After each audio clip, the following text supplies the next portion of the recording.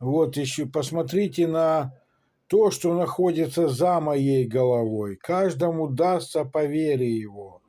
Но у меня не вера, у меня плевок и все, что связано с ротовой полостью. Вообще все, что связано с ротовой полостью и плевок. Так вот еще одна мысль, идея на английском языке.